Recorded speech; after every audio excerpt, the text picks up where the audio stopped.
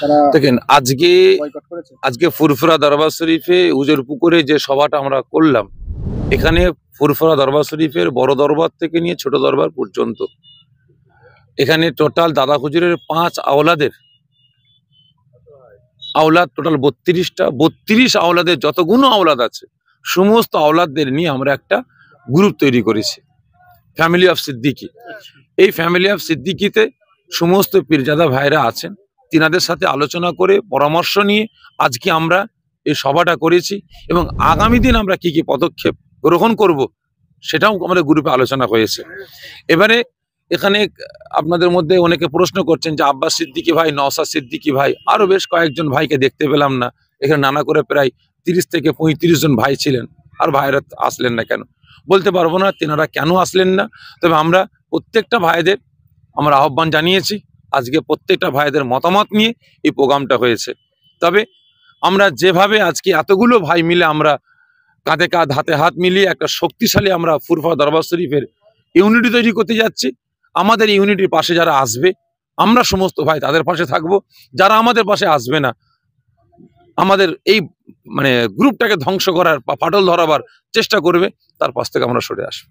তাহলে কি আব্বাস সিদ্দিকী সাহেব, নওশাদ সিদ্দিকী ওনারা কি ব্রিগেড সমাবেশ কি বয়কট করেছেন নাকি? সেটা তেনাদের ব্যক্তিগত ব্যাপার। তবে যে সমস্ত ভাইরা আজকে আসেননি, আমরা এই নিয়ে তেনাদের সঙ্গে বসবো, তেনাদের কাছ থেকে আমরা কৈফিয়ত নেবো কেন আসেন। গ্রুপে কি ওনারা নেই? অবশ্যই গ্রুপে আছে, ফ্যামিলি অফ সিদ্দিকীতে সমস্ত ভাইরা আছে, আব্বাস সিদ্দিকী ভাই থেকে নিয়ে, নওশাদ সিদ্দিকী ভাই থেকে নিয়ে, ইমরান সিদ্দিকী ভাই থেকে নিয়ে, মেহরাব সিদ্দিকী ভাই থেকে নিয়ে, কাসেম সিদ্দিকী ভাই থেকে নিয়ে, সানাউল্লাহ সিদ্দিকী ভাই থেকে নিয়ে, তারপরে আপনার সমস্ত ভাইরা আছে। আমরা ফুরফুরা দরবার শরীফের সমস্ত পীরজাদাদের তরফ থেকে আমরা ফুরফুরা দরবার শরীফে একটা আগামী দিন আমাদের কি কি ভূমিকা থাকবে বা আমাদের করণীয় কি, আমরা এই বিষয়ে আলোচনা করলাম। দেশের কেন্দ্র সরকার যেটা কালা আইন পাস করেছে, বিল নিয়ে আসছে, এই বিল প্রত্যাহারের দাবিতে আমাদের এই প্রতিবাদ সভা ছিল। কারণ দীর্ঘদিন ধরে আমার দেশের বিভিন্ন রাজ্যে বিভিন্ন জেলায় মানুষ আন্দোলন প্রতিবাদ করছে। বিশেষ করে আগামী 26শে এপ্রিল কলকাতায় বৃহত্তর একটা সভা আছে, তা এই সভাকে কেন্দ্র করে আজকে আমাদের এই সভা। সিদ্ধান্ত কি 26 এপ্রিলে ফুরফুরা দরবার শরীফের তরফ থেকে আমরা পীর পরিবার সমর্থন করেছি এবং সকলকে ওই দিন যাওয়ার জন্য আহ্বান করছি। এবং তার সাথে সাথে বিশেষ করে আপনাদের মিডিয়ার মাধ্যম দিয়ে আমি আমার রাজ্যের প্রত্যেকটা জেলার নাগরিকের কাছে আমি অনুরোধ করব, হিন্দু মুসলমান প্রত্যেকটা ধর্মের মানুষের কাছে আমি অনুরোধ করব, হিন্দু মুসলমানের একতা, ঐক্য, ভ্রাতৃত্ব, ভালোবাসা নষ্ট করার জন্য আমাদের কেন্দ্র সরকার 2014 সাল থেকে যেদিন গদিতে মসনদে বসেছে সেই দিন থেকে হিন্দু মুসলমানের ভ্রাতৃত্ব ভালোবাসা নষ্ট করার যে চক্রান্ত শুরু করেছে, এর চক্রান্তে আমরা হিন্দু মুসলমান পা দিয়ে ফেলছি। কারণ মুর্শিদাবাদে যে গন্ডগোলটা হয়েছে, আমরা বিভিন্ন রকমভাবে তদন্ত করে দেখলাম এখানে কিছু মানুষকে সাজানো হয়েছে। কারণ আমি আমার সম্প্রদায়কে ধোয়া তুলসী পাতা বলবো না, আর হিন্দু ভাইদের মধ্যে কিছু মানুষকে আমি ধোয়া তুলসী পাতা বলবো না। কারণ আমার সম্প্রদায়ের কিছু মানুষকে এ রাজ্য কেন্দ্র সরকার হাতিয়ার বানিয়েছে, ঠিক তেমন কিছু হিন্দু ভাইদেরকেও হাতিয়ার বানিয়েছে। এই একটা টিম তৈরি করে হিন্দু মুসলমানের মধ্যে দাঙ্গা অশান্তি লাগাবার জন্য মারাত্মক চক্রান্ত শুরু করেছে, যার ফল মুর্শিদাবাদ থেকে শুরু হয়েছে।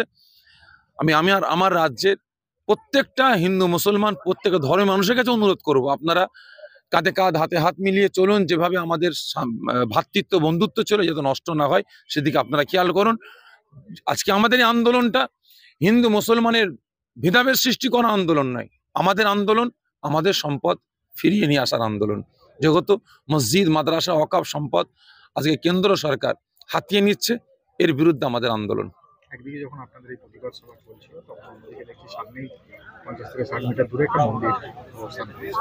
সেখানে দেখলাম এক পীরজাদা কাছেন থেকে সেখানে পাওয়া গেছিলেন। তিনি দাবি করলেন যে কুচক পীরজাদা তারা এখানে এসে সেই জন্যই কোনো রকম যদি অপ্রীতিকর ঘটনা না ঘটতে পারে, এটাই আমাদের লক্ষ্য হওয়া উচিত, দরকার।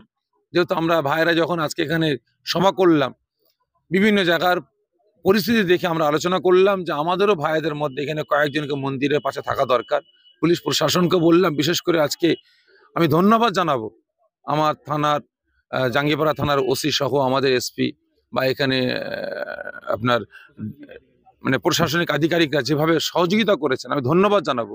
এবং ওসি সাহেবকেও বলেছিলাম যে আমাদের এখানে পাশে মন্দির আছে, এখানে আপনারা কিছু পুলিশ প্রশাসন আপনারা গার্ডে রাখবেন, আমার ভাইরাও থাকবে, আমাদের ভলেন্টিয়াররাও থাকবে।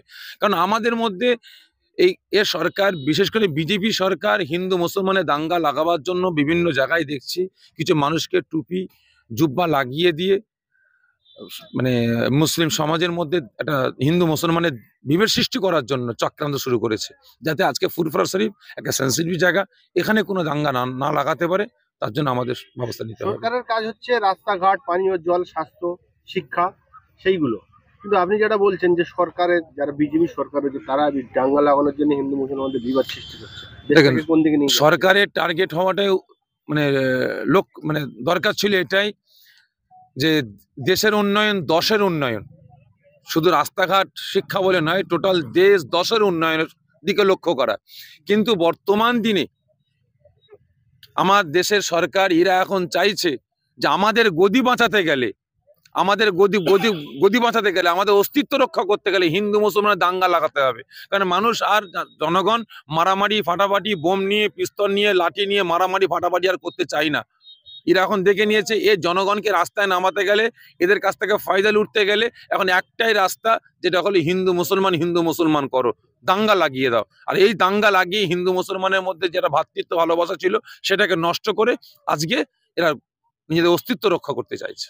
সুপ্রিম কোর্টে যে অকাপ আইনের বিরুদ্ধে পিটিশন দাখিল করেছে মামলাকারীর মধ্যে ফুরফুরা শরীফের বেশ কয়েকজন, আপনার নাম আছে? হিন্দু মুসলিম ছিল না, পিটিশন হিসেবে আমার নাম আছে এবং টোটাল পরিবারের তরফ থেকে আমরা কেস করেছি সেখানে।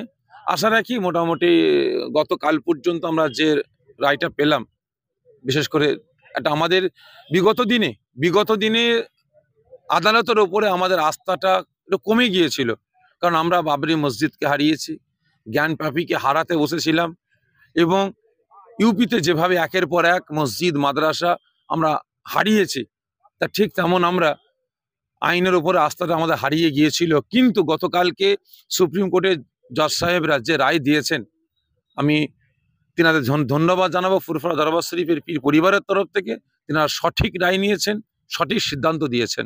যেহেতু হিন্দু মুসলমানের দিকে লক্ষ্য করে তিনারা কিছুদিনের জন্য স্থগিত রেখেছেন, আবার সামনে 5 তারিখে ডেট দিয়েছেন আমাদের রাজ্যের শুনানির। মুখ্যমন্ত্রী মাননীয় বলছেন যে আপনারা দিল্লি থেকে আন্দোলন করুন, আমাদের সংসদ সব থাকবে আপনাদের সঙ্গে, কি বলবেন? দেখেন, এটা আমাদের দুর্ভাগ্য, কারণ সব থেকে বড় জিনিস আমরা এই দেশের নাগরিক, আমরা এই দেশে বসবাস করি, আর বিশেষ করে আমরা এ রাজ্যের নাগরিক।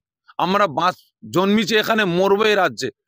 আমাদের আন্দোলন, আমাদের প্রতিবাদ এ রাজ্য থেকেই হবে।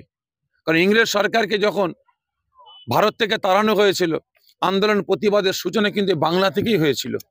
তা ঠিক তেমন আমরা এই মানে পশ্চিম বাংলার জনগণ আমরা রাস্তায় নেমেছি আমার দেশের হিন্দু মুসলমানের একতা, ঐক্য, ভ্রাতৃত্ব ভালোবাসা রক্ষার স্বার্থে, এবং যারা আমার দেশে দাঙ্গাল অশান্তি লাগাতে চাইছে তাদের বিরুদ্ধে আমরা রাস্তায় নেমেছি। ইনশাআল্লাহ আগামী দিন হিন্দু মুসলমান কাঁধে কাঁধ, হাতে হাত মিলিয়ে আমরা এ দেশ থেকে দাঙ্গাবাজদের আমরা তাড়াবো। 3 জন সংসদ ভোট দিল না শাসক দলের, এত গুরুত্বপূর্ণ মুসলমানদের একটা উপস্থিত ছিলেন না। দেখেন, তারপরে সে বিষয়ে কিন্তু মুখ্যমন্ত্রী একটা কথা করলেন। দেখেন, সব থেকে বড় জিনিস হচ্ছে আমার রাজ্যের মুখ্যমন্ত্রী, তিনার দলের 3 জন সংসদ তিনারা ওখানে গিয়ে ভোট দেননি। তিনারা এক এক রকমের অজুহাত দেখিয়ে কেটে যাচ্ছেন। তবে আমার দেশের জনগণ অবশ্যই দেখেছে, বিশেষ করে মুসলিম সম্প্রদায় দেখেছেন কারা আমাদের পাশে আসে, কারা নাই। তবে যারা আমাদের পাশে থাকবে তাদের পাশে এই রাজ্যের জনগণ থাকবে, যারা আমাদের বিপদে আপদে থাকবে না তাদের পাশেও আমার রাজ্যের জনগণও থাকবে না। আপনাদের পীর পরিবারে একজনই ঘোষণা করে দিয়েছেন যে যারা এই 3 জন ভোট দেয়নি, ওয়াকফ বিলের সময় উপস্থিত ছিলেন না, তাদের মুসলিম সমাজকে বলবো তাদেরকে যেন ভোট না দেয়। তৃণমূলকে অবশ্যই যে সংসদ বলেন, যে আপনার এমএলএ বলেন, যে প্রধান বলেন, তারা যদি আমাদের ভোটই তারা প্রধান হয়েছে, আমাদের ভোটই এমপি হয়েছে, আমাদের ভোটই এমএলএ হয়েছে, আমাদের ভোটই সরকার হয়েছে, তাহলে আমাদের বিপদে আপদে তারা যে না আসে, তাহলে আমরা তাদেরকে ভোট দেবো কেন? আগামী দিনে জনগণ দেখবে, জনগণ বুঝবে।